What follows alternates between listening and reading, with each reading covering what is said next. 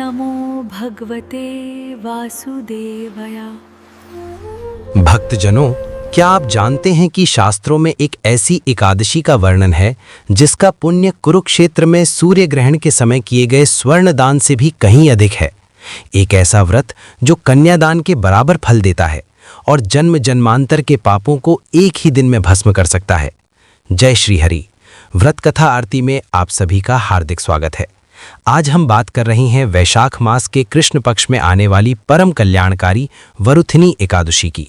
वरुथिनी का अर्थ होता है रक्षक या कवच। ये एकादशी अपने नाम के अनुरूप ही भक्तों की हर संकट से रक्षा करती है। आइए सबसे पहले जानते हैं इसकी सरल पूजा विधि। वरुथिनी एकादशी की पूजा विधि। वरुथिनी एकादशी के दिन भगवान विष्णु के वामन अवतार की विशेष पूजा की जाती है। प्रातः काल का नियम। इस दिन सूर्योदय से पूर्व उठकर स्नान करें। यदि संभव हो तो नहाने के पानी में थोड़ा सा गंगा जल मिला लें। स्वच्छ और पीले रंग के वस्त्र धारण करें। संकल्प और स्थापना। अपने घर के मंदिर की सफाई करें। एक लकड़ी की चौकी पर पीला कपड़ा बिछाएं और उस पर भगवान विष्णु और माता लक्ष्मी की प्रतिमा या चित्र स्थापित करें। पूजन सामग्री। भगवान को पंचामृत, दूध, दही, घी, शहद और शक्कर से स्नान कराएं।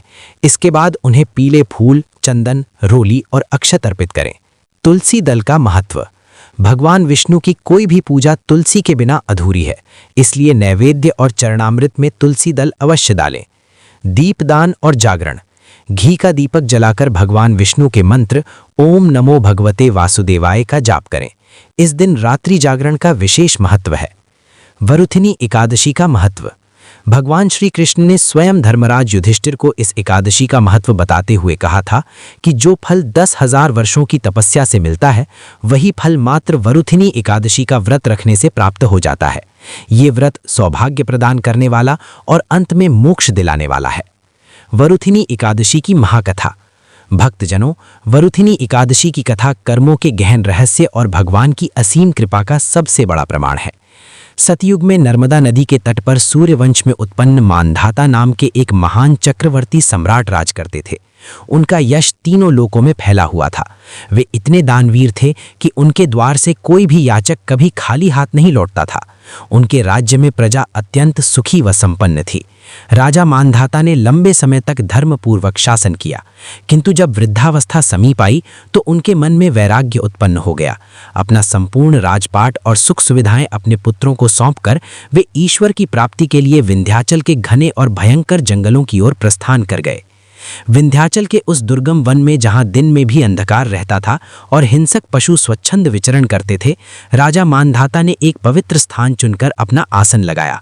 वे भगवान श्री हरि के गहरे ध्यान में लीन हो गए। उन्हें न भूख की चिंता थी, न प्यास की, न सर्दी का एहसास था, न गर्मी का। उनकी तपस्या दिन प्रतिदिन कठोर होती जा रही थी। तभी एक दिन जब राजा समाधि में लीन थे, जंगल की घनी झाड़ियों को चीरता हुआ एक अत्यंत विशाल और खूंखार जंगली भालू वहां आ धमका। उसकी आंखें लाल थीं और वो भयंकर गर्जना कर रहा था। उस हिंसक भालू ने बिना कोई आहट किए अचानक ध्यानमग्न राजा मांधाता पर हमला कर दिया और अपने नुकीले और भयानक दांतों से राजा का दाहिना पैर अपने जबड़े में दबा लिया। वो भालू उनके पैर को बुरी तरह चबाने लगा। रक्त की धारा बह निकली। राजा की समाधि टूट गई और उन्हें असहनीय पीड़ा होने लगी। भक्तजनों, राजा मांधाता एक शूरवीर क्षत्रिय थे जिन्होंने युद्ध भूमि में बड़े बड़े शत्रुओं को धूल चटाई थी। वे चाहते तो एक ही क्षण में उस भालू को मौत के घाट उतार सकते थे। उनका क्षत्रिय धर्म उन्हें प्रतिकार करने के लिए प्रेरित कर रहा था, परंतु राजा ने तपस्या और अहिंसा का कठोर व्रत लिया हुआ था।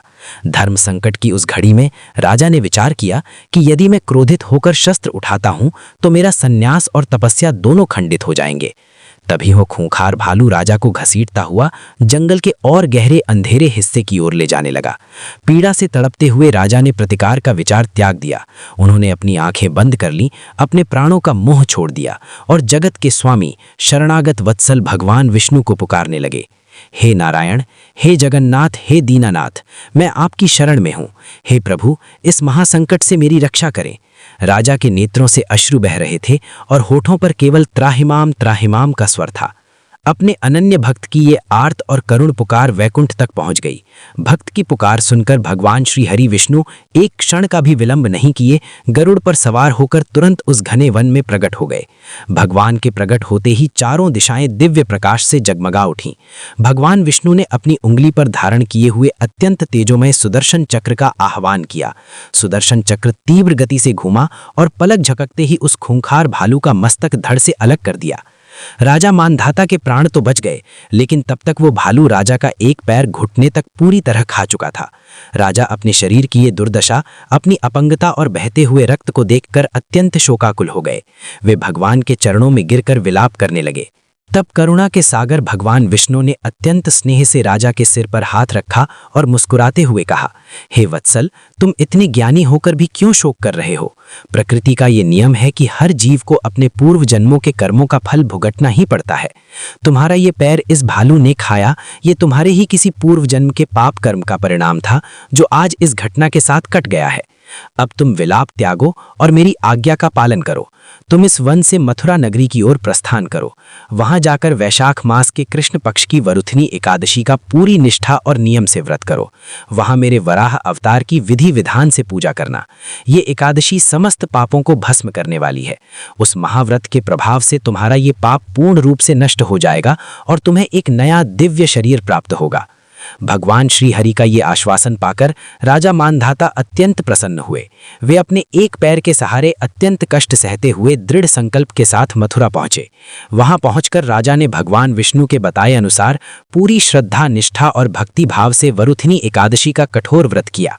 भक्तजनों, इस महान व्रत का प्रभाव इतना अद्भुत और चमत्कारी था कि एकादशी का पारण करते ही राजा मानधाता का शरीर पहले से भी अधिक सुंदर, युवा, कांतिमय और पूर्णतः स्वस्थ हो गया। उनका कटा हुआ पैर पुनः जुड़ गया, मानो कुछ हुआ ही न हो। उन्होंने बचे हुए जीवन में खूब धर्म कर्म किया और अंत में अपने नश्वर शरीर को त्याग कर वे भगवान विष्णु के परम धाम वैकुंठ को प्राप्त हुए। वरुथिनी एकादशी के अचूक उपाय। भक्तजनों, वैशाख का महीना भीषण गर्मी का होता है, इसलिए वरुथिनी एकादशी पर जल दान का सबसे बड़ा महत्व है। जल और कलश का दान। इस दिन किसी योग्य ब्राह्मण या मंदिर में जल से भरा हुआ मिट्टी का कलश और खरबूजा दान करना अत्यंत शुभ माना जाता है। अन्नदान। किसी भूखे व्यक्ति या गाय को भोजन अवश्य कराएं। पीली वस्तुओं का दान। भगवान विष्णु की कृपा पाने के लिए चने की दाल, गुड़ और पीले वस्त्रों का दान करें। आइए अब पूरे परिवार के साथ मिलकर भगवान श्री हरि विष्णु जी की आरती करें। ओम जय जगदीश हरे स्वामी, जय जगदीश हरे। भक्त जनों के संकट क्षण में दूर करे। ओम जय जगदीश हरे। जो ध्यावे फल पावे, दुख बिन से मन का। सुख संपत्ति घर आवे, कष्ट मिटे तन का। ओम जय जगदीश हरे। मात पिता तुम मेरे, शरण गहूँ मैं किसकी। तुम बिन और न दूजा, आस करूं जिसकी। ओम जय जगदीश हरे। तुम पूर्ण परमात्मा, तुम अंतर्यामी। पार ब्रह्म परमेश्वर, तुम सबके स्वामी। ओम जय जगदीश हरे। तुम करुणा के सागर, तुम पालन करता। मैं मूरख खल कामी, कृपा करो भरता। ओम जय जगदीश हरे।